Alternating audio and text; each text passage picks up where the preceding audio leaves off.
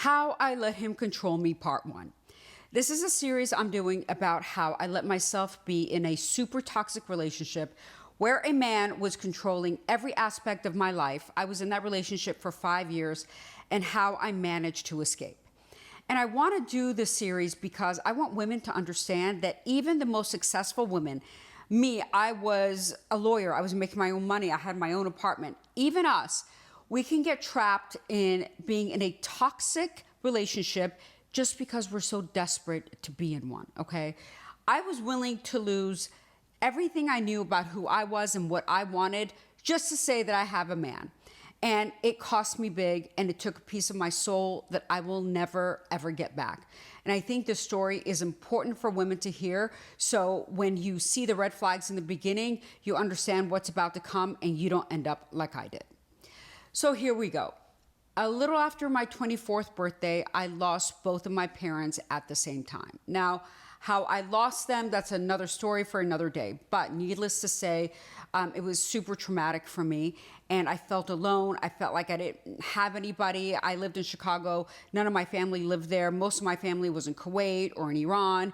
And I had some cousins in Texas, but that was about it. So I felt very, very alone. And 4 months after my parents died, I was working as a prosecutor in a courtroom, and I was speaking with this police officer who said that, hey, who asked me where I was from. And I said, oh, I'm Iranian. He goes, oh my God, I work for a family of Iranians. I do security for them on the weekend on the side. They own car dealerships. I'm like, oh, okay, that's great. And he's like, you know, one of them would be perfect for you. This guy is so good looking. He is rich. He is funny. He's got a great personality. He changes his suit to match his car and vice versa. And this guy would be perfect for you. And I said, you know what? I'm really not interested. You know, I'm just trying to heal. I said, but he has a car dealership. And he says, yeah, why? I said, because I really want a new car. I said, I need a new car. And he's like, oh, okay, well, why don't I connect you with him? Right then and there, he picks up the phone and he calls the guy. Let's call him Amir. That is not his name, but that's just what we're going to call him. He calls him and he puts me on the phone. And Amir says, hi, how are you? Are you Iranian? I'm like, yes, hi, nice to meet you, whatever. And I said, yeah, I'm looking for a car. He's like, okay, why don't you come whenever you want and I can see what we have here. And I said, okay. So we planned on going there a few days later. And he's like, why don't you have the police officer bring you? He's like, and, you know, I can show you what we have. I'm like, okay, perfect. So a few days later, the police officer picks me up and he's taking me to this dealership. And it's kind of outside of the city. And when we get there, it's not really like a dealership. It was like this huge warehouse, and he honks and they open like the whole big gate to the warehouse. And when they open the gate, we pull in. And it was a huge warehouse. It had some cars in it, and I could see through a window in the back that had a huge car lot in the back. And when we pull up, the police officer honks again. And then 3 men come out of the office. One of the guys was this short, chubby dude with like white, pure cotton white hair. The other one was a middle-aged guy, taller, but still pudgy, not good looking. But the third one, he was so good looking. He was 6 feet tall, I think, maybe even taller. He had this black hair with just a little bit of salt in it, these piercing eyes, these gorgeous eyebrows, this small nose, these full lips. I mean, I can't tell you how good looking he was. And he was dressed so well. He was wearing like a black mock turtleneck with this like beige and black houndstooth jacket, these beautiful pants, beautiful belt, beautiful shoes. I mean, he looked like he just stepped off the cover of GQ. And he was so handsome. And I was like, oh my God, please let that be him. Please let that be him. So the 3 of them walk over to the car, and the really good looking one approaches the car and says, hi, I'm Amir. Follow for part 2. Part 2 of how I let him control me. Before we go any further, I just want to make sure that people understand that I was not a victim in this. That's why I call it how I let him control me. I was a willing participant. I could have gotten out of this relationship anytime I wanted, although toward the end I was a little afraid to leave. But yeah, I'm not a victim. I fully take responsibility for what happened to me, and I was complicit. Okay, so I just want to start there. All right, so part 2. So after he introduces himself, I'm like, oh my God, I cannot believe this is him. So I get out of the car and we shake hands, and there was just this like electricity that went through my hands. I mean, just touching this guy made me feel so attracted to him. I was so attracted to him. I'm like, you know what? This is the guy I'm going to marry. And I had never felt that way before about anyone. And I could tell that he felt that way too. I mean, we were just both looking at each other like, oh my God, is this real? You know, we could just tell. So after a while of us staring at each other, he's like, so you want to go to my office and talk? I'm like, okay. So I walk into his office and I sit down and we start talking about cars, and they didn't have what I wanted, but he said, you know, he'll keep a lookout. And then we just started talking about life, and he asked where my parents were, and I told him that my parents had passed. He's like, oh my God, you're all alone. I want to help you. And I just felt like, oh my God, he's going to be my protector, right? That he's going to be like, he's going to fill the void that was missing from my parents. So that automatically gave me comfort. So we were talking for almost an hour, and it seemed like it only seemed like 5 minutes because the conversation was so amazing. And there's a knock on the door, and it's the police officer. He's like, hey, are you ready to go? And Amir looks at him and is like, you know what? I'm going to take her home. And I kind of look at the police officer like, is that okay? He's like, oh, yeah, sure, no problem. He's like, yeah, you know, I know where to find you kind of thing. So I felt a little bit more safe after that. Then we leave and we get into Amir's car. It was this beautiful, huge Mercedes. I think it was the SEL, I think. And it was black with like this beige interior. It was gorgeous. And yes, like it matched him perfectly. So we get in the car and we're going home. He's taking me home. And it's a little ways, about a 45-minute drive. And my hand was on the seat of the car. And next thing you know, like he put his hand over and he put his pinky next to my pinky. So like our pinkies were touching each other. And we were just kind of like holding hands through our pinkies. And it was just really, really romantic. And he just kept looking at me, and he was just like, God, I'm so glad I met you. And we just were having the best conversation ever. And we get to my house, and he's like, can I have your number? And I didn't know him from Adam, right? So I'm like, let me give him my work number. I didn't want him to like call me at home because I really didn't know him yet. So I gave him my work number, and we got out, and he hugs me goodbye. And this hug lasted for like 20 to 30 seconds. I mean, we just did not want to let go. It was crazy, just like how warm this hug felt. So he gave me this hug, and we finally let go. And then we looked at each other, and he was like, God, I'm so glad I met you. He's like, I'll call you tomorrow. I was like, oh my God.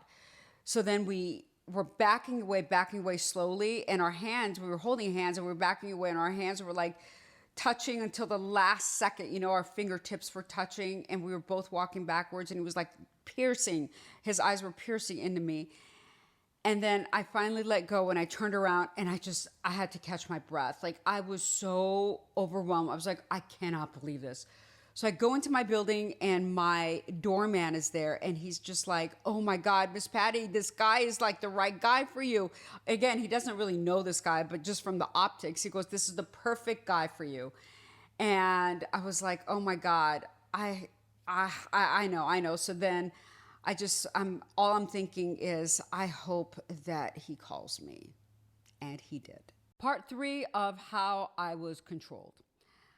So we part ways, and we go into my apartment, and I go into my apartment, and I'm just dreaming of him the whole night. You know how like you have stars in your eyes and you're just so excited. I couldn't even sleep.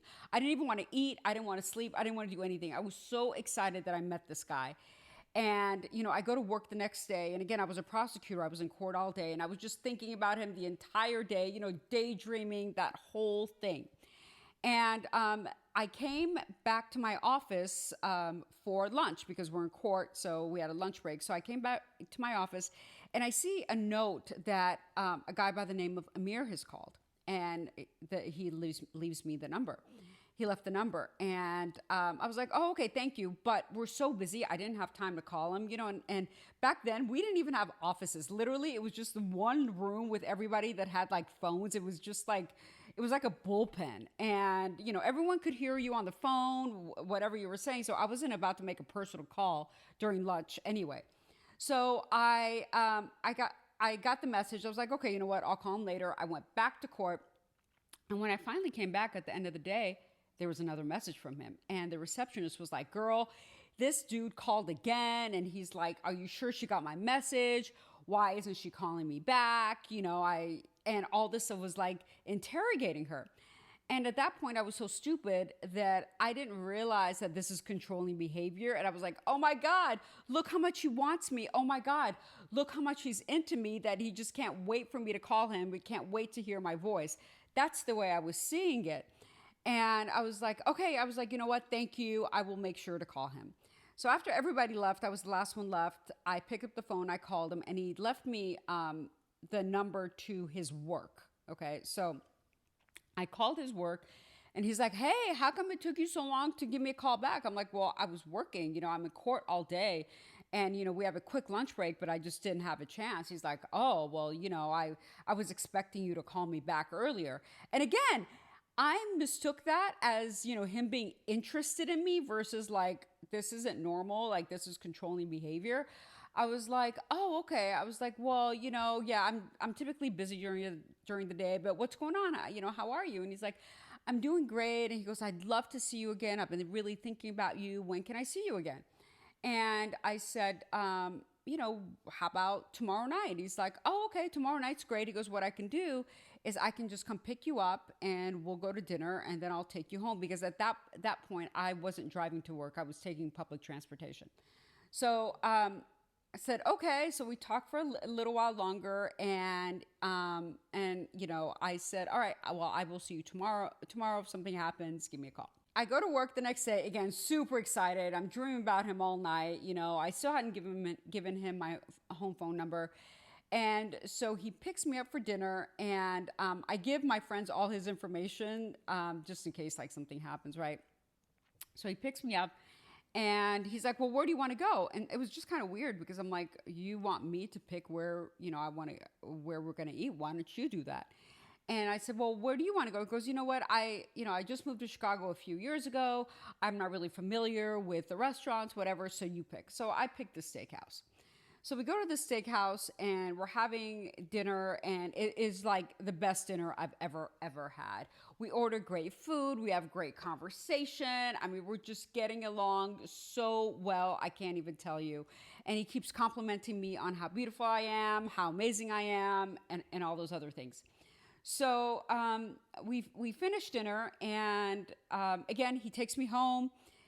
Same thing. We hug, but this time he pulls back and he looks at me and I look at him and he goes to kiss me and I just kind of put my head down because I wasn't ready to kiss him yet. I'm like, I don't really know you. So I kind of put my head down and he kisses my forehead in the most gentle and kind way. And like his lips just stayed literally on my forehead for like 2 or 3 seconds. And I was just like, oh my God, I just melted. We're holding hands and, my head's down. He's just kissing my forehead. And we just feel the connection between us. We just feel it all. Part 4 of how I let him control me. So he is kissing my forehead and we are just, we don't want to leave. We don't want to leave one another. And he's like, can I come upstairs? I'm like, no, it's too early. So again, he leaves and we're just holding hands until the very last second when we part. And I go into my building and the doorman's there. He's like, oh, another date with you two. Oh my God, I think, I just feel that this is so great between the two of you and whatnot. Anyway, go home. Yes, dreaming of him all night, daydreaming, the whole freaking thing, the whole thing. It was just freaking crazy. So then the next day, again, he calls me at work and we talk and he's like, you know what, can you give me your home phone number at this point? Because I don't want to keep calling you at work. So I said, okay. So I give him my home phone number. I couldn't see him for a few days because I was busy, but we had planned on having dinner the following night. Again, he picks me up. We have dinner. It was great. It was fantastic. He drives me home. It's just this thing of like, he's driving me home and he's not inviting me to his place at this point, right?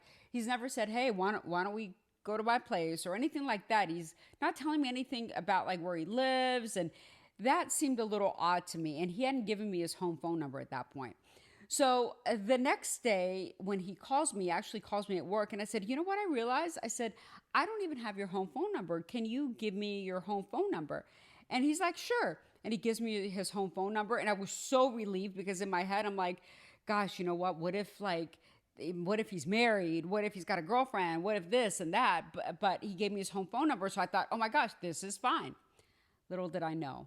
So just follow along. So he gave me his home phone number. Things were fine. And he actually said, and we were actually going to go out that night. So he picks me up for dinner and we go to dinner. Things are great. We're on the way home and he looks at me and he's like, I need to ask you for a favor. And I said, okay. And he goes, my home phone number that I gave you? I'm like, yeah. He goes, well, I would appreciate it if you didn't call it. And I was like, why? Why shouldn't I call this number? I just felt so sick to my stomach. Like my heart fell on my foot. And I'm like, why don't you want me to call? Follow for part 5. How I let him control me, part 5. Okay, so here we are in the car, and he is telling me that he doesn't want me to call him at home. And I am just beside myself. I'm like, why doesn't this guy want me to call him at home?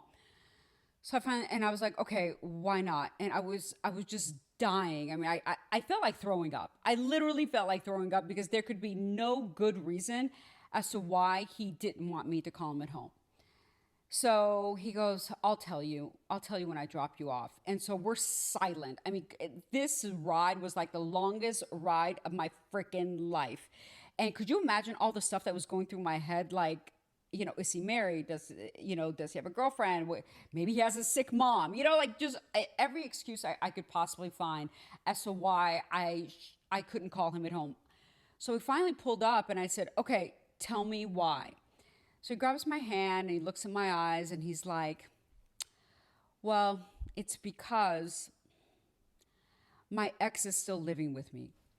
And I was like so taken back. I thought at that point I was going to literally throw up. I'm like, what do you mean your ex is still living with you?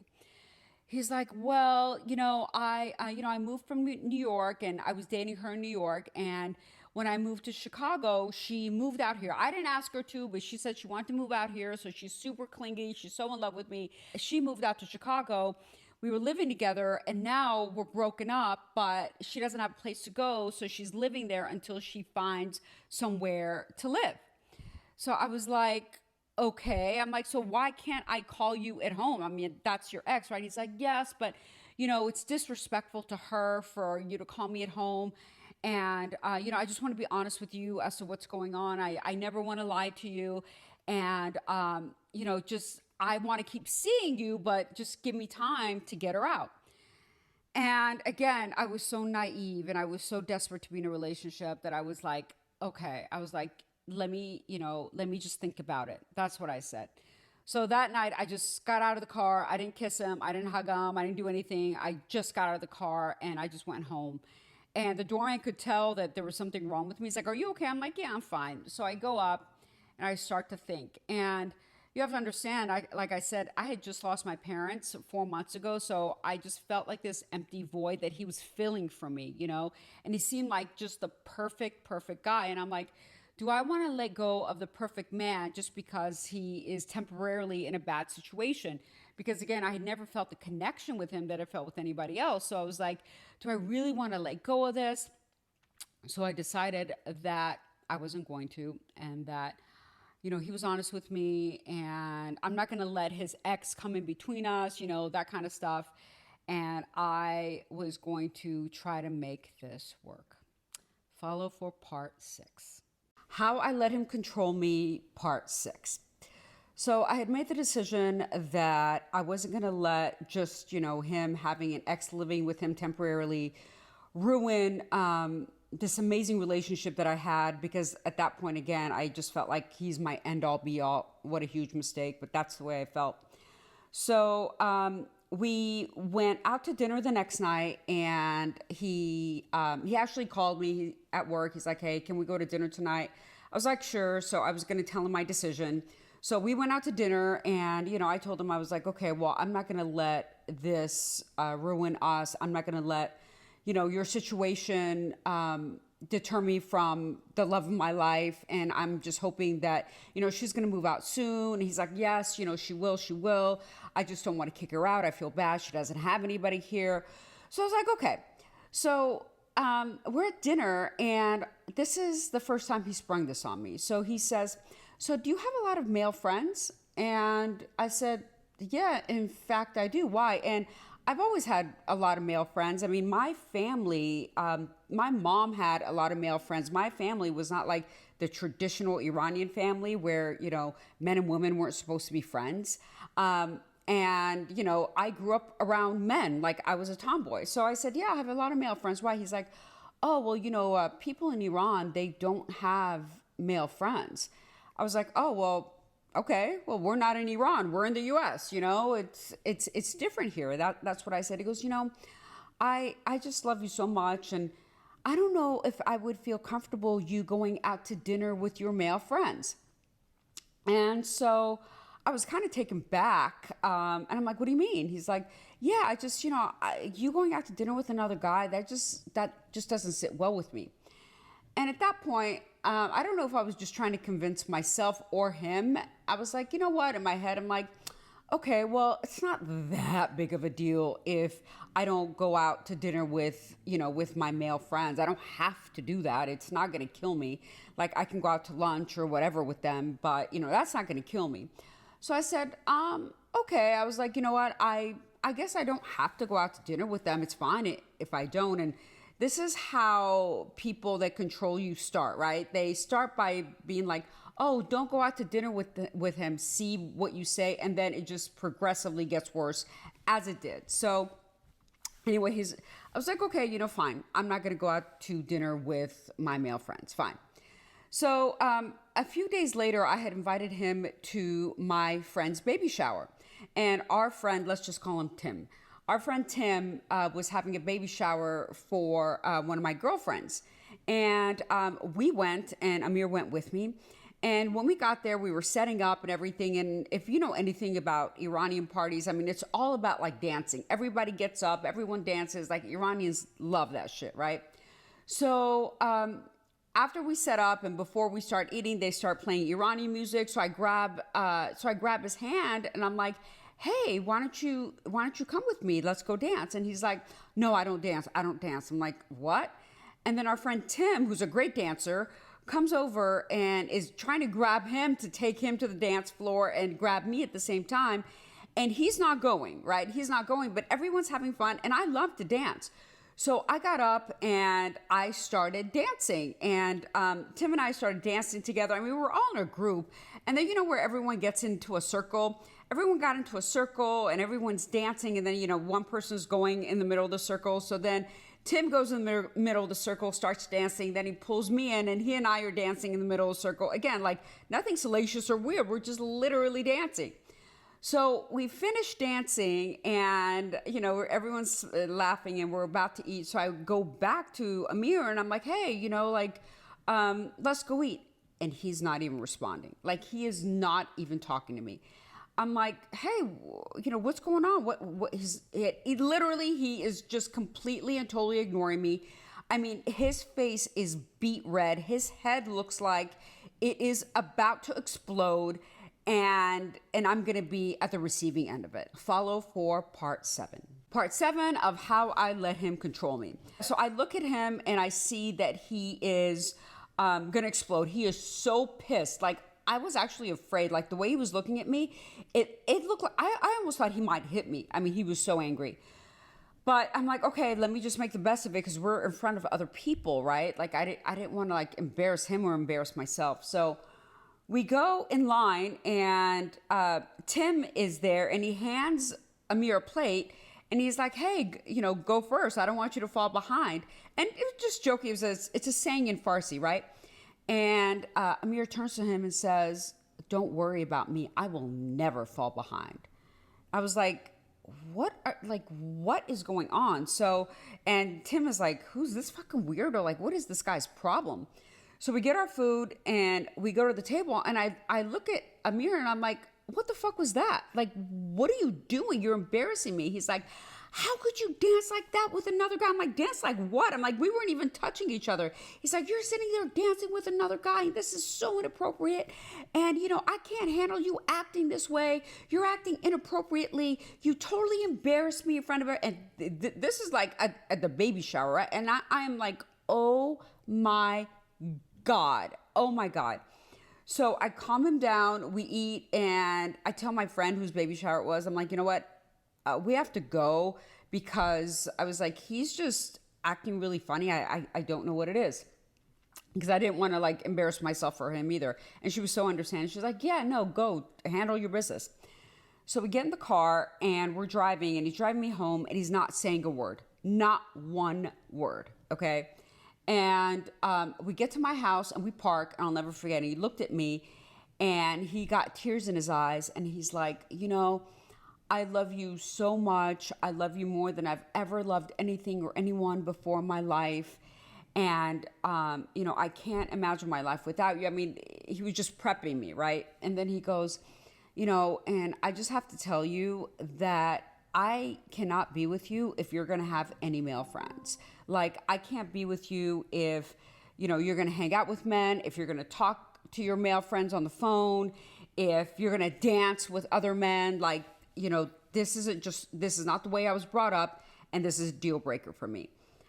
And I was just so shocked. And I was like, I couldn't even hear, I couldn't believe what I was hearing, because some of my best friends at that point were men, right? Like, I had so many close male friends. I couldn't even imagine like cutting everybody out, right? So I said, you know what? Let me think about it, and I'll let you know. I really have to think about this, because I have a lot of close male friends. And he said, okay, no problem. He goes, whatever you decide is fine, but just know that I love you, and this is because I love you that I can't handle you being with around other men. So then he gets out, he gives me a hug, gives me a kiss, and I go back upstairs to my apartment. And again, I couldn't sleep all night. I could not sleep all night. I was twisting and turning. And at that point, like, I had fallen so in love with this guy. I had just put my entire life in this guy's hands, my entire happiness in this guy's hands. And I was just like, you know what? All right, so I can't live without him. So if I can't live without him, I have to live by the rules.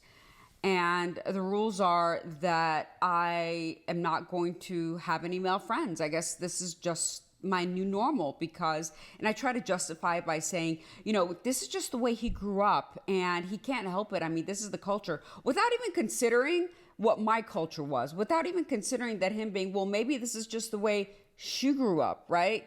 Didn't even consider that.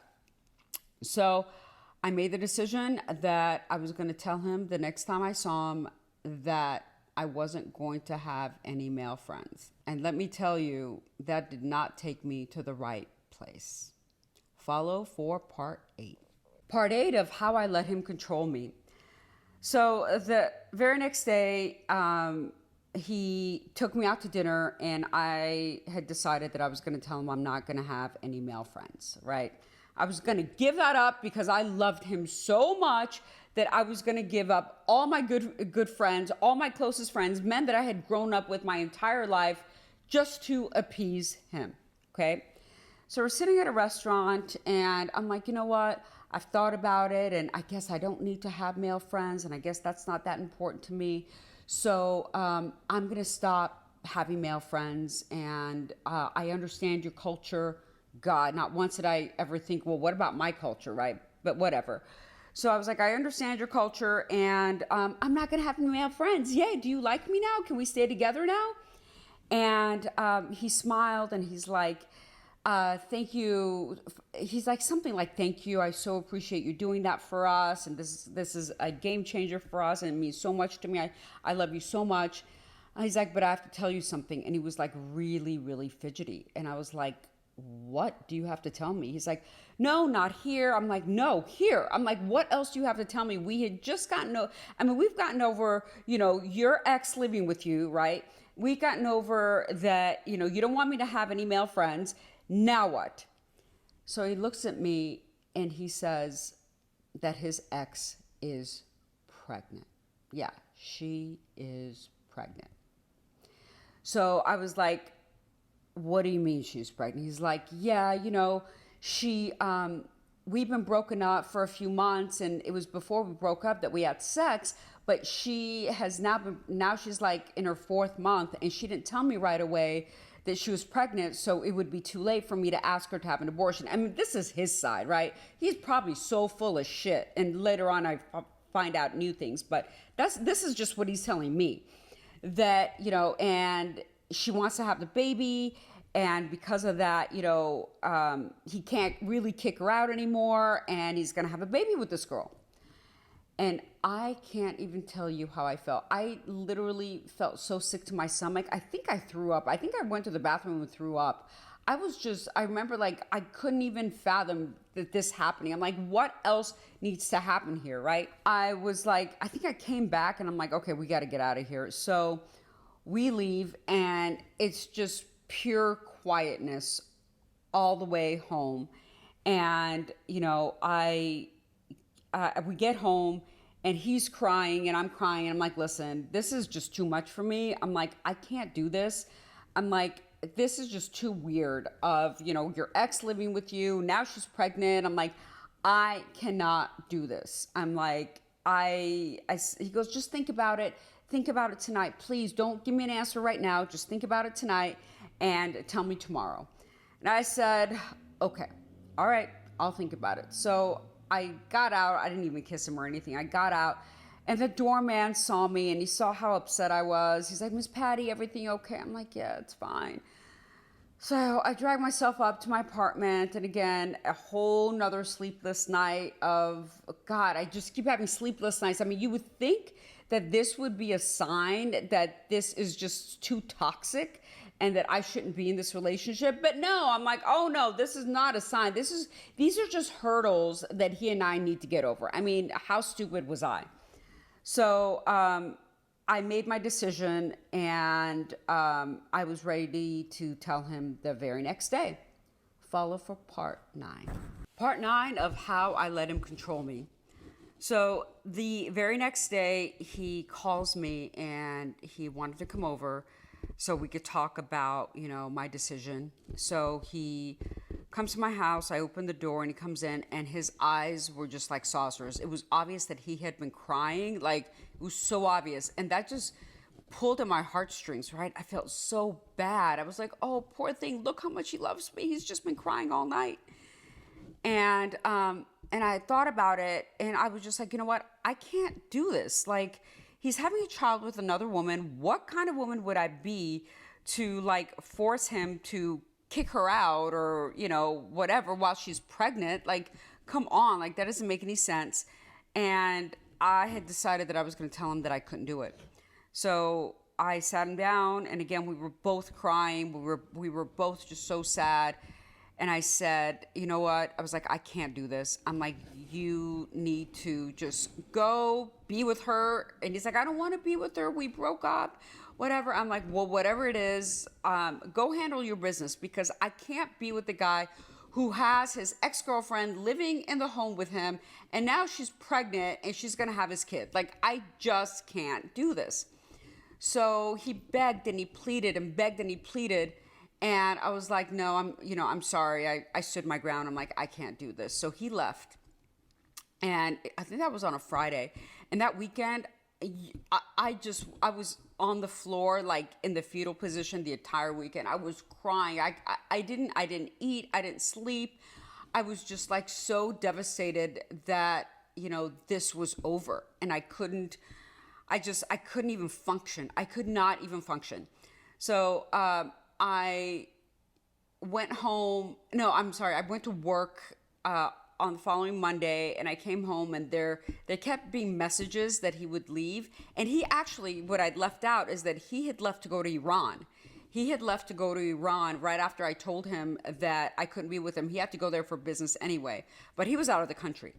So he would keep calling me on my answering machine. This is before we had cell phones. Calling me and being like, I love you, I love you, I love you, I love you, I love you. And every time I would hear it, it would just kill me, right? Kill me. And then I was home when the phone rang. This is before caller ID. I didn't know who it was. I picked it up and it was him. Follow for part 10. Part 10 of how I let him control me. So he was in Iran. I picked up the phone and it was him. And he was just crying and telling me how much he loved me. And we were both crying. And it was so hard. I can't even tell you how hard it was. And next thing I know, he blurts out, he goes, come to Iran. And I don't know what had gotten over me. I don't know what was going on in my head. I was like, okay, I will. And I think it was because I really wanted to be in a situation with him where we could finally have some time to ourselves. We didn't have to hide. We didn't have to like run around, and pretend that we're not together, all this other crap. And I just wanted to get away from it all. That's the way it felt to me. So I got my visas together. I got my passport together, whatever. I went to Iran and he and I actually had like the most amazing time. It was like the first time that we could actually be together and we just had so much fun. I was there for about a week and a half or 2 weeks. And, there was nobody there to like bother us. None of my guy friends were there for me to have to try to like not talk to them or ignore them. And no one knew me in Iran. I did see, my family while I was there, but it was just an incredible time. So I get back from Iran and he stayed there 2 weeks after I did. So he gets back and he comes over and he calls up from downstairs and he says, hey, why don't you come down? I want to show you something. I was like, okay. So I go downstairs and I see that he's not in his regular car. He is in like this gold Mercedes C-Class. I'm like, oh, is this your car? Because his car was like a better model. So I didn't know why he had downgraded a little, but it was a beautiful car. He's like, no, this car is for you. I'm like, for me? He's like, yeah, this is for you. And on top of that, now cell phones had just come out. And on top of that, he gives me a cell phone. Okay, gives me a cell phone. And the car. I was like, are you serious? Now, I had an old car. It was an old Toyota Celica that I had like from college. Now he took that. He goes, I'll just take this in and trade it in or sell it, whatever, not trade it in. But this is your new car. I was like, oh my God, this dude just gave me a Mercedes and a cell phone. And I was just like, oh, see, he loves me. He so wants to take care of me. Look at like how much he's looking out for me. I mean, that's every thought that I had about like any doubt that I had about him just went away because I thought that this was a representation of how he felt about me and what a great guy he was. Little did I know that when people buy you stuff, it's usually to buy you, you know what I mean? And I didn't even realize that back then. So I was so excited that he gave me a car and he gave me a cell phone. And it was just, it was amazing. So I hugged him and I kissed him. Thank you, thank you, thank you. I was on cloud 9. I'm like, I don't need to talk to any other male friend ever again. This is my new life with this guy who takes such good care of me and is just, is just going to be my savior. Again, because my parents had died. I want him to be my savior. So we had not couple of weeks. We actually had a really great summer. For a few months, we just had the best summer. It was incredible. It was amazing until my birthday came around in September and the shit hit the fan. Follow for part 11. Part 11 of how I let him control me. So my birthday comes around and I receive this beautiful bouquet of flowers from him and these other amazing gifts that he had sent me. I mean, they were just beautiful. And he came over and he took me out to dinner and we had the best dinner. And at this point, like periodically, he would be staying over. So he stayed over that night. And, I don't know what he was telling his ex. But that's just, I didn't care. I was like, whatever. So he stayed over and we had like such a great night. And, I had my Mercedes, I had my cell phone. I was like, yeah, life is good. And I had cut out all the men in my life at this point, all my male friends. I mean, and they all were so mad at me, but I didn't care. I'm like, it doesn't matter. So the next day I call him on the cell phone because he had gotten a cell phone for him too, so we could communicate, right? And I called him, he's like, hey, let me call you back. And I was like, oh, are you okay? He's like, let me call you back. I was like, okay. I'm like, whatever. So my heart's beating out of my chest at this point. I'm like, what the hell happened? Like, what's going on? And I'm literally by the phone. I'm just dying. So he finally calls me and he says that my ex saw the credit card statement that I had sent you flowers. And I said, well, why does she care? I mean, like, she's your ex, right? He's like, well, yeah, I mean, in my mind. I'm like, what do you mean in your mind? She doesn't think that she is your ex-girlfriend. She still thinks that you guys are together. He's like, well, I guess, I don't know. I mean, I told her that I wanted to break up with her, but like, she doesn't leave. And now that we have the baby coming, I can't just kick her out. And I don't want to like be harsh to her because, I don't want anything to happen to the baby. And I was like, oh my God. I'm like, so this whole time you've been lying? He's like, no, I haven't been lying. In my mind, she's my ex. I kept telling her that I wanted her to leave. And again, I don't know how much of this I believed, how much of I didn't, but whatever. So she finds out about me, okay? And first of all, I'm like, if you don't want someone to find out about me, how stupid is that? Why would you pay with a credit card, you moron? Like, pay cash or whatever. So I guess she found the credit card statement. She called, I mean, women are so smart, right? She called the florist, and the florist told her who it was sent to and the message that was in the flowers, like, I love you, whatever he wrote to me, right? So now the cat is out of the bag.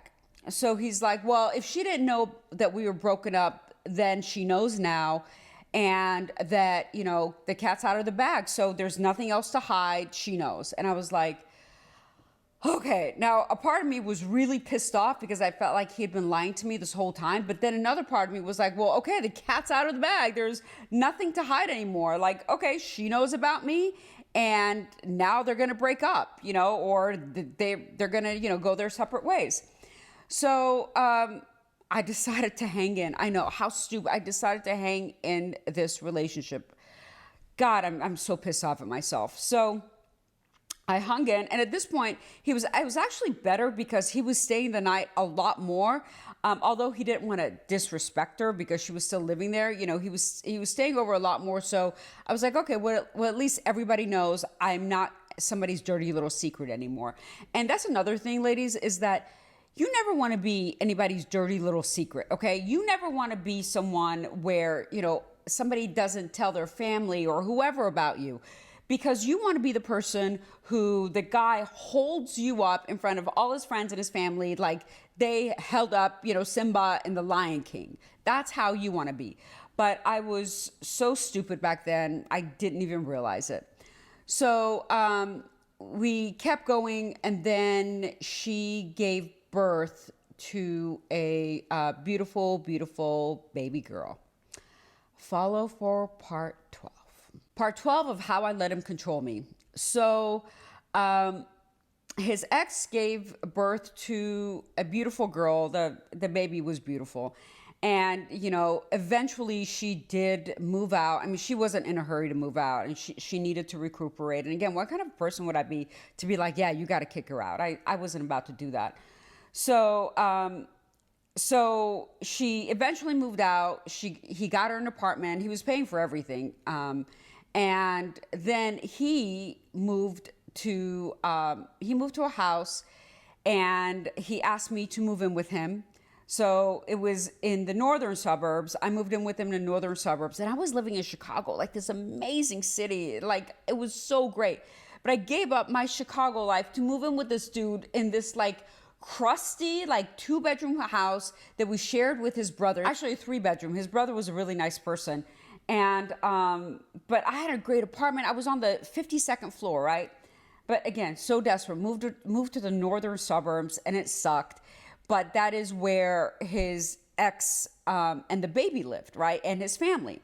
So then his family decides to move to the southern suburbs of Chicago, which are even worse, which is just like more desolate than anything.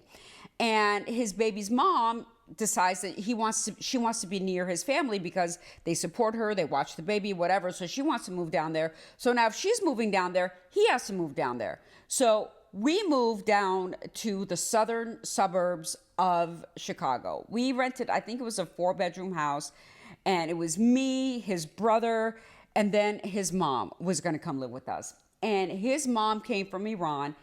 And I am telling you that she was the wicked witch of the West. I'm not joking. She would constantly talk about, like, he was married, by the way. He used to be married. He had been divorced for 7 years. His mom would say stuff like, yeah, you know, his ex-wife was just so beautiful. I mean, you should have seen her. She had these beautiful big breasts and, you know, her ass was perfect. I mean, you're not like that, but he loves you anyway. I mean, that kind of shit, you know? And she would constantly make digs about how I was an orphan and how, you know, I had nobody that cared about me in my life because I didn't have a family. I mean, she was the wicked witch of the West. I can't even believe I was living under the same roof with her. So not only was I living in the suburbs, not only was I isolated from all my friends, everything that I liked, then I had his mom just being so mean to me like this. And I was starting to just get so depressed.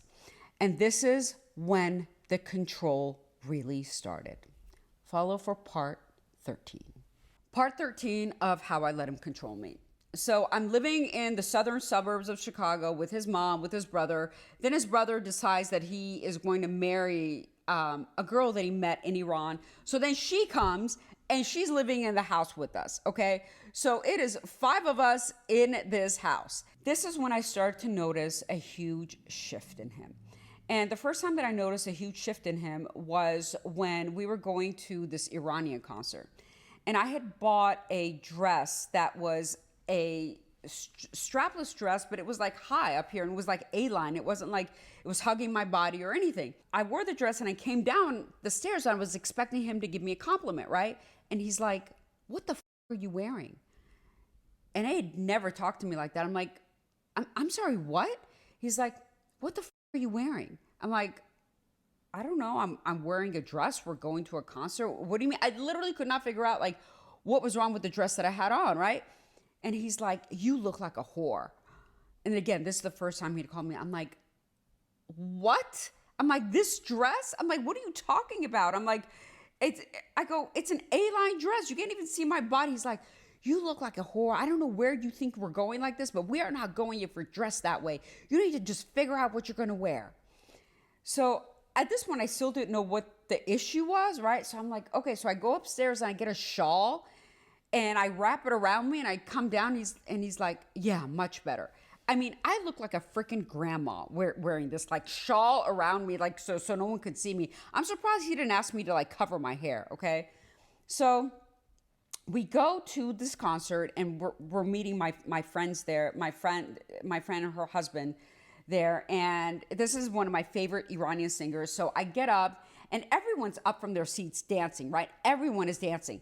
And he is the only guy sitting down. He had the resting bitch face that Ben Affleck always has, you know, that like, and he's looking at me like he's disgusted. He is disgusted. As I'm like standing up and I'm dancing and I saw the shawl all around me, but he's looking at me like he is disgusted with me. And I sit down and he's like, I don't know why, in my ear, he's like, I don't know why you have to act like that. I don't know why you always have to act like a whore. And I'm just like, what are you talking about? We're at a concert. Everyone's dancing, you know, in my head. I'm like, stop calling me that. He's like, you are just so, all you want to do is attract attention to yourself. And all you want to do is attract men. And I don't know why I'm not enough for you. And I can't be with somebody like you. And, you know, you need to figure, I mean, this is at the table, right? So the rest of the concert, everybody's up dancing. And I am sitting there glued to my seat because this dude won't allow me to dance and is just throwing a tantrum about me dancing and calling me a whore. And it just got worse from there. Follow for part 14. Part 14 of how I let him control me.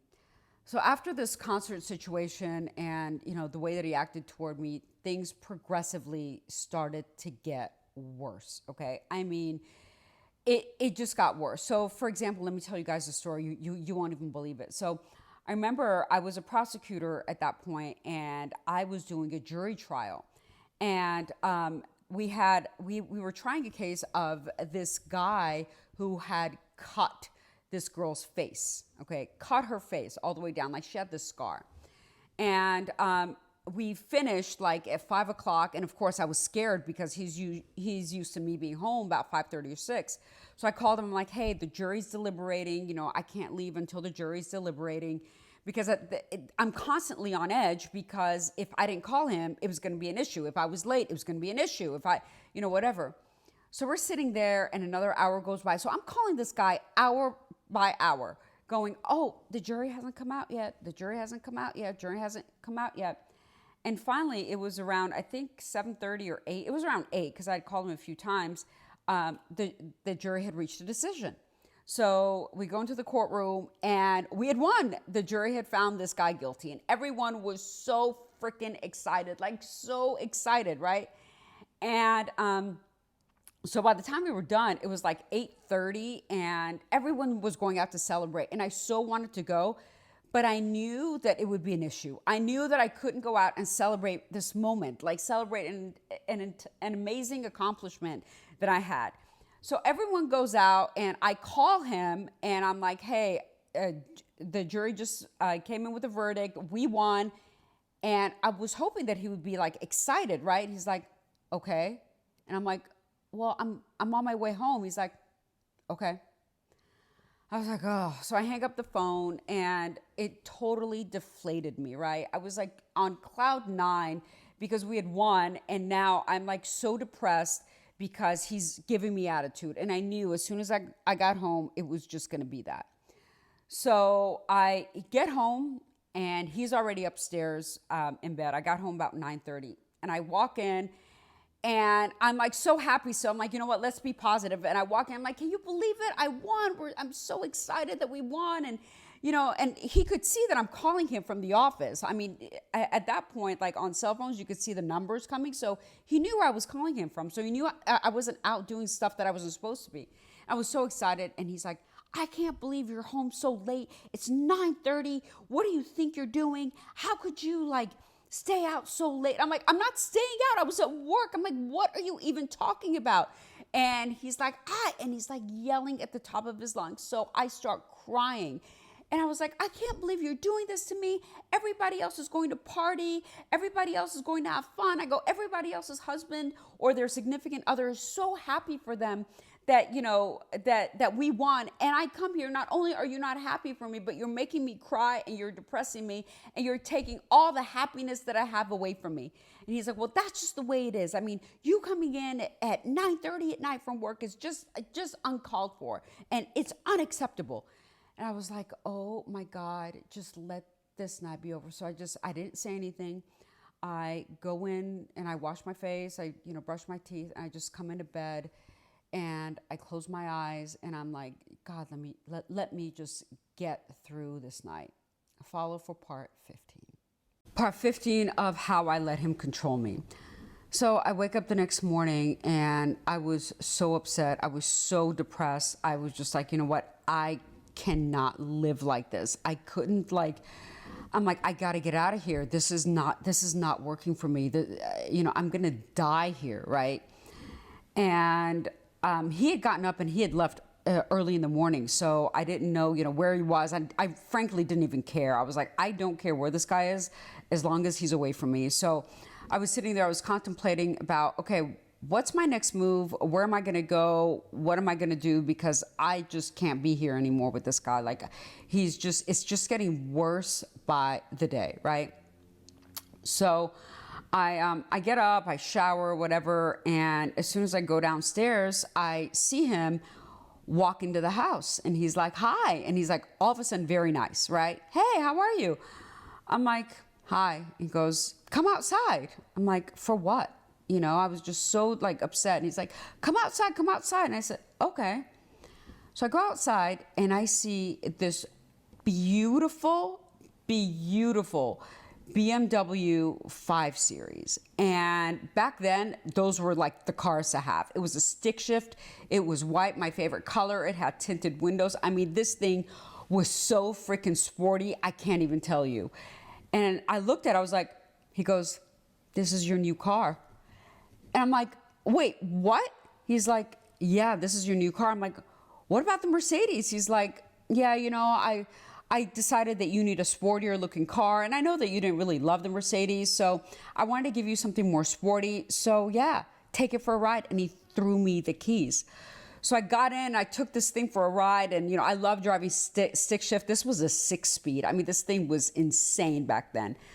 So I'm driving it around. And isn't it interesting how this thing that he gave me made me forget about all the other shit that he had done up until that point, right?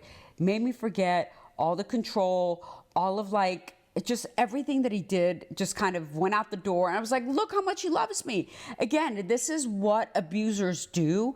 This is what people that control you do, is that they try to buy your affection. Like, you know, like the guy that hits his wife over the head and the next day buys her a bunch of flowers or a luxury handbag or something like that. So he gave me this car and everything else was erased. And I thought to myself, I'm like, look how much he loves me. Look how much he cares about me and is taking care of me. So yeah, I'm not going to be going anywhere. I'm going to stay right here and things are going to get better. But they didn't. Follow for part 16.